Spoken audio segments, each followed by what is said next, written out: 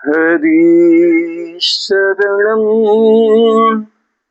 हरि शरणं हरि शरणं हरि शरणं।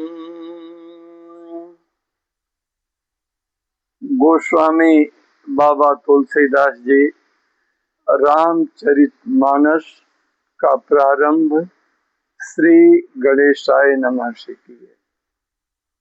सर्वप्रथम पहला श्लोक गणेश वंदना और सरस्वती जी की आवाहन क्रिया से किए। वह श्लोक क्या है?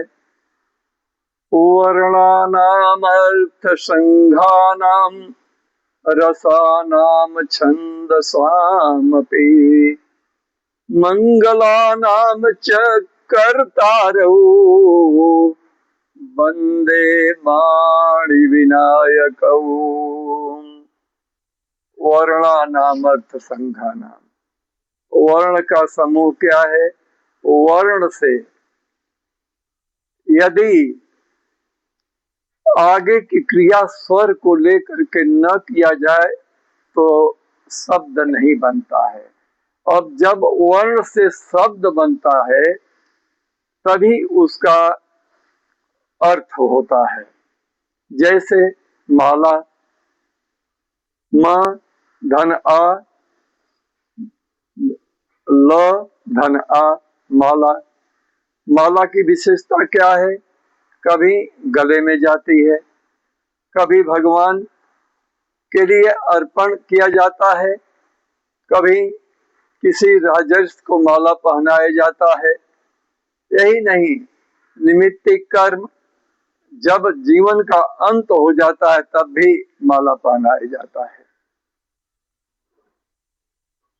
उसी प्रकार से जब माला शब्द बना तो वह एक उसका अर्थ बना जीवन में। जीवन में चलने के लिए वर्णानाम अर्थ संघानाम, वर्ण का संघ समूह होना चाहिए। उसी प्रकार से जीवन में परिवार का संघ समूह होना चाहिए, परोपकार होना चाहिए पड़ोसी के साथ, रिश्तेदारों से प्रेम होना चाहिए, भाई भाई का अच्छा संबंध होना चाहिए, पिता पुत्र का आदर्श होना चाहिए, माता के साथ वात्सल्य प्रेम होना चाहिए, बहन के साथ मजबूत रिश्ता होना चाहिए। इसी प्रकार से जीवन में चलने के लिए विभिन्न अर्थ समूहों के साथ ही चलना पड़ता है। जब तक अर्थ न बने तब तक शब्दों का कोई भाव नहीं। शब्द से अर्थ बन जाए तो जीवन सुनहरा हो जाता है। सरस्वती जी की कृपा के बिना शब्द और अर्थ बनते नहीं है। इसलिए किसी भी जगह पर गणपति का प्रारंभिक समूह अर्थ और सरस्वती जी की कृपा, इन्हीं दोनों के बिना हर कार्य संपन्न होता है। जब कभी कोई पूजा होता है, पाठ होता है, तो उसमें सर्वप्रथम गणेश जी की आराधना होती है। गणों के समूह हैं, सभी देवताओं ने इनके बुद्धि विवेक के कारण पूरे ब्रह्मांड में सर्वप्रथम पूज्यमान देवता माना। और वह ज्ञान कैसे आया कि सर्वोपरि गणेश जी हुए? वह सरस्वती जी की कृपा से। क्योंकि देवताओं के परीक्षा में पास होने के लिए माता पिता का पूरा 7 बार घूम करके यह सिद्ध कर देना कि माता पिता जैसा ब्रह्मांड में पूज्य कोई नहीं है। इसी बुद्धि विवेक के कारण तो गणेश जी सर्वप्रथम पूज्य हो गए। और यह बुद्धि विवेक आया सरस्वती जी की कृपा से। तो बाबा तुलसीदास जी ने सर्वप्रथम इसीलिए गणेश जी का आह्वान किया, सरस्वती जी का आह्वान किया। वर्णानाम अर्थ संघानाम रसानाम छंदसामपि, जिससे सरस्वती जी की, जिसके पूज्य मान होने से गणेश जी की पूजा करने के बाद सरस्वती जी की कृपा का होना जरूरी था माया मोह के बंधन से मुक्त होने के लिए, और एक आदर्श की स्थापना करने के लिए सरस्वती जी की कृपा जरूरी थी। इसलिए बाबा ने संसार को राम जैसा व्यक्तित्व दिया। भगवान विष्णु के अवतारी राम जी के विषय में उन्होंने लिखने से पहले सरस्वती जी के अव्युद्ध विवेक अपने हृदय में समाहित किए। वर्णानाम संज्ञानाम रसानाम छंद सामपि, इसीलिए रस छंद अलंकार सब कुछ आ गया उनके शरीर में, और रामचरितमानस को इससे भर दिए, सुशोभित कर दिए। रसानाम छंद सामपि, और मंगला नाम, मंगल को करने वाला कौन है? गणेश जी। गणेश जी की कृपा होगी तो सारे कार्य मंगलमय हो जाते हैं, और गणेश जी बुद्धि के सागर हैं, इसलिए सरस्वती जी की उनके ऊपर कृपा है। तो मंगला नाम च करता रहो, मंगल को करने वाले, मंगला नाम च करता रहो, वंदे वाणी, पहले सरस्वती जी को, फिर विनायक गणेश जी को आवाहित करते हैं बाबा तुलसीदास जी कि सरस्वती जी की कृपा बने।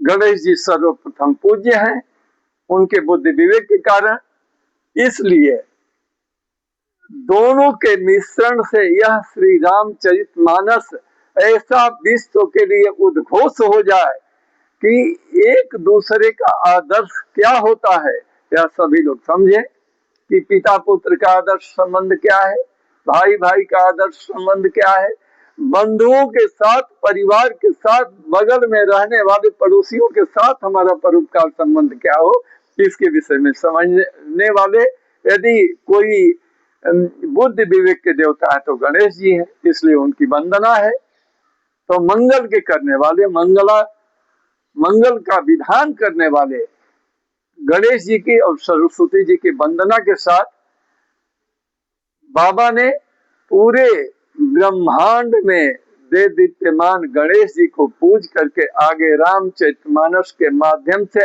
आदर्श की स्थापना इस कलिकाल के दुकाल से भी मुक्त होने के लिए क्या है उसको उन्होंने इन दोनों लोगों की कृपा से लिखा। इसीलिए गणेश जी को कहते हैं सर्वप्रथम गाइए गणपति जगबंदन शंकर सुवन भवानी के नंदन, गाइए गणपति जगबंदन। माँ पार्वती जी ने उत्पन्न किया तो गणेश जी शंकर भगवान के सुमन हो गए, पुत्र हो गए। व्युत्पत्ति तो है नहीं, एक पुतला को बना करके माता जी ने जीव डाल दिया। सब देवों की कृपा होती है। माँ के अंदर शक्ति थी, आदि शक्ति थी। क्या कहते हैं आगे, सिद्धि सधन गजब बदन विनायक, सिद्धि सदन गजब बदन विनायक, कृपा सिंधु सुंदर सबलायक। कृपा सिंधु भगवान की कृपा से हर प्रकार से सुंदर है, भाव सुंदर है, विभाव सुंदर है, जिसका प्रभाव सुंदर है, जीवन में कोई अभाव नहीं, इसलिए सुंदर है। मोदक प्रिय मुद मंगल दायक, केवल एक लड्डू के ऊपर प्रसन्न होने वाले बाबा गणेश जी। मोदक प्रिय मुद मंगल दाता, विद्या वारिधि बुद्धि विधाता। जिनके ऊपर गणेश जी की कृपा हो जाए वह सरस्वती जी की कृपा अनायास हो जाती है, और सरस्वती जी की जिसके ऊपर कृपा हो जाए तो विद्या वारिधि बुद्धि विधाता, बुद्धि का कभी भी धन दौलत मुकाबला नहीं कर सकती। कलयुग में धन का प्रभाव तो है, लेकिन आज भी बुद्धि विवेक की महानता चारों तरफ है।